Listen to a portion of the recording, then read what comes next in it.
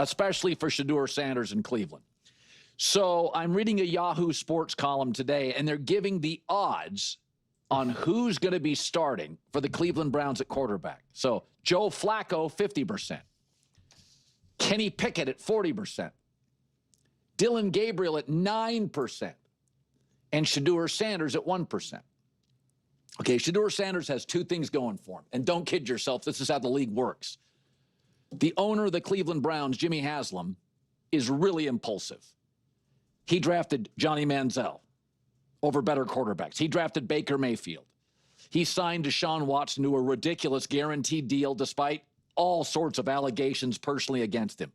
Horrible contract. Probably the league's worst contract. And in a quarterback room with zero star power, except Shedeur Sanders, he's going to get a chance. And, I mean, this is a owner.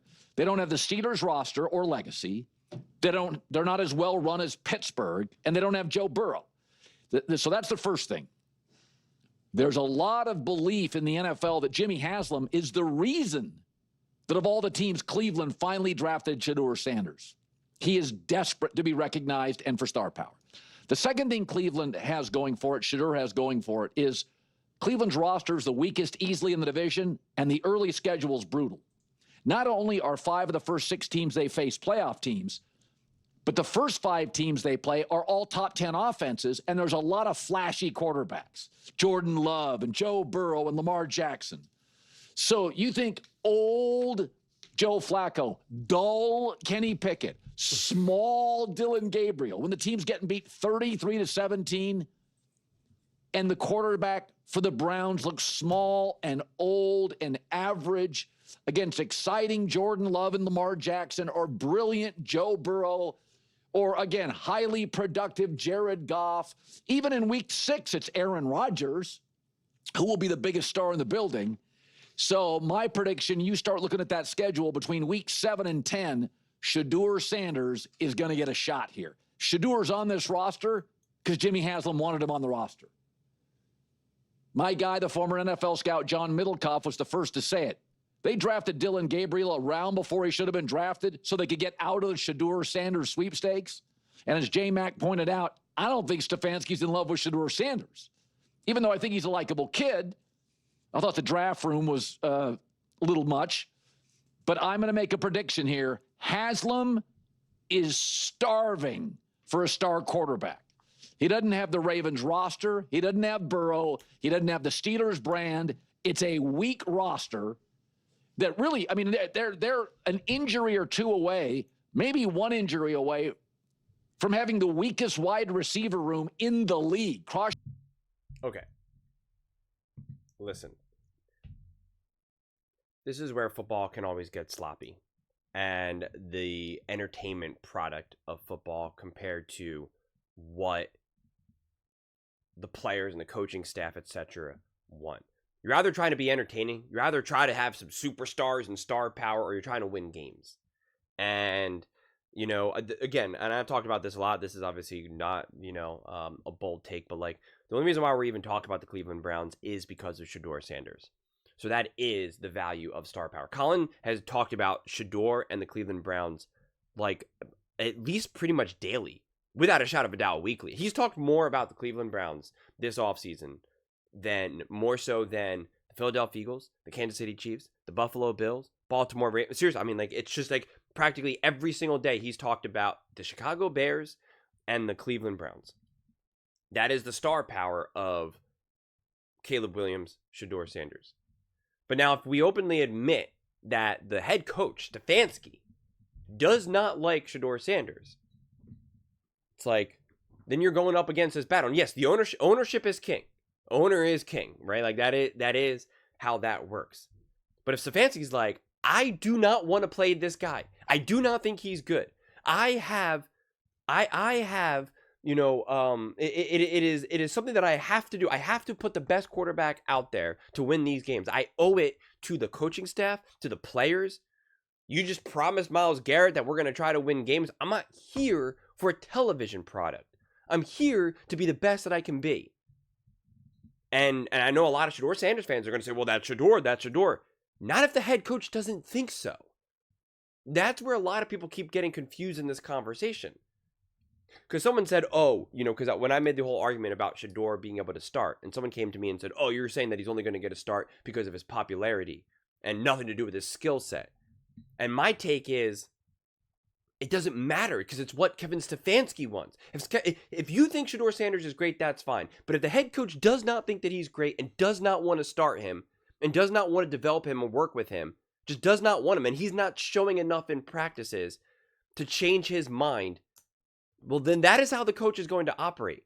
And so the only way that he would then get a start is if the ownership comes in and says, start this guy. And Stefanski's going to be like, I don't think we're going to be able to do good. He's not good enough. Then it doesn't matter. So that's the way how I've been looking at this. And again, Stefanski is still a real coach. He is. There's no conspiracy theory. There's no other kind of like trying to send a message and humble someone. Because if Shedeur is good enough, then Stefanski will be like, I want to start him. If he can rise to the top. But that's not actually how reports are so far coming out of camp. And we're so early. So I'm not going to pretend like any of these reports are so, are written in stone here. But unfortunately, if you just look up, just go to Google and search Shedeur Sanders, Cleveland Browns, offseason, practices, minicamp, OTAs, use all the different words that you can use. And it's just nothing but extremes. Nothing but extremes. It's either, oh my God, he just threw the greatest pass I've ever seen, or oh my God, he's awful. It's just nothing but extremes.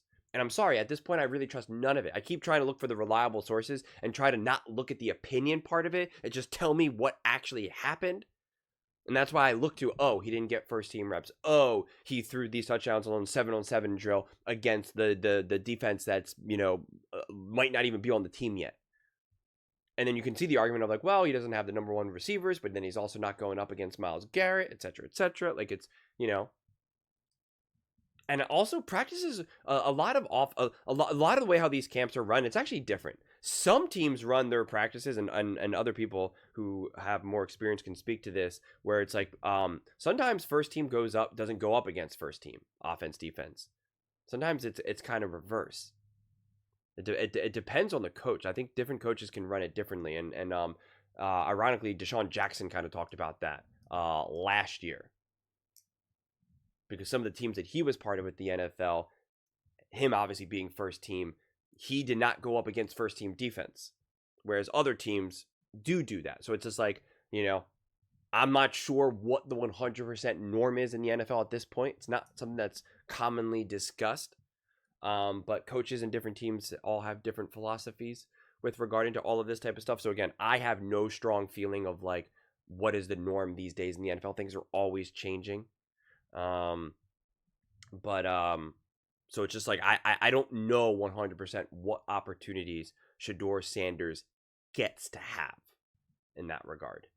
And his opportunity. I am confident that no matter how much a coach did not want you or did not like you, if you are great, if you are good enough, you will find your way to get that opportunity. That is how this works, 100%.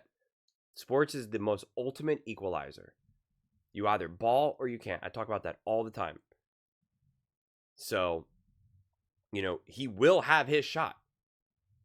But if he's not good enough, if Kevin Stefanski reached the conclusion he's not good enough, well then, yeah, the only way that he does get that start is ownership. It's not a matter of star power. Kevin Stefanski's not thinking, I need star power. That's not the way how he's thinking. He's trying to win games. Or if the grand scheme, if the grand plan is to lose so they can draft a quarterback next round, that's a possibility too. But just because also someone has star power and you're like old Joe Flacco, boring Kenny Pickett, doesn't mean that Shedeur Sanders is going to be able to step into the NFL and just run an offense and be great. I mean, it's just kind of crazy to think so that we can just kind of plug and play someone and it's just going to be, easy success, especially if you're saying that this Cleveland Browns team isn't a good team in the first place. When we have quarterbacks who go to great teams or really good teams with good coaching staffs, and as a rookie or a first-year starter, they struggle. So now you're just saying that Shedeur Sanders is going to just magically be able to ball out for a team that we're saying is not even that good in the first place? Or not even just, let's not even use the word ball out, but just like have a lot of success? Or look competent? I'm not so sure about that. Because we've seen truly special quarterbacks struggle in situations where if the team's not good enough.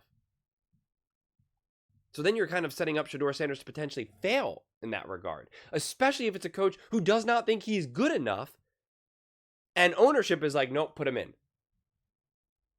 You're actually now doing Shedeur a complete disservice in all of this. So that's why this whole conversation just continues to get messier and messier and messier. On one side, I'm intrigued by how someone can be so popular and how it shows you how no one talks about the Cleveland Browns. He goes to this team and boom, everyone's talking about the Cleveland Browns.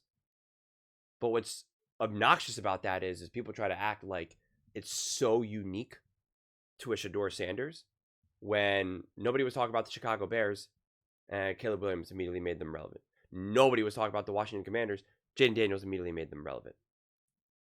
Nobody was talking about, I mean, heck, people are talking about the Giants again now, just by adding Russell Wilson. But of course, definitely Jackson Dart. I mean, this is what happens when you actually have like a more face-forward quarterback. Nobody was talking about the Kansas City Chiefs. Patrick Mahomes changed that. Josh Allen, Buffalo Bills, Tua, Miami. Like, it's all a spectrum. Doesn't mean you're automatically great. Nobody was talking about the Atlanta Falcons, really. Kirk Cousins went there. Obviously didn't go out for them, but suddenly everybody was talking about the Atlanta Falcons. No one's going to pretend that Kirk Cousins is this all-time great special quarterback. Not at all. So, yeah. It continues to be impossible to get real stories, real information, and real insight on Shedeur Sanders and the Cleveland Browns. What are they looking to achieve? Do they really care about Shedeur? Will he start?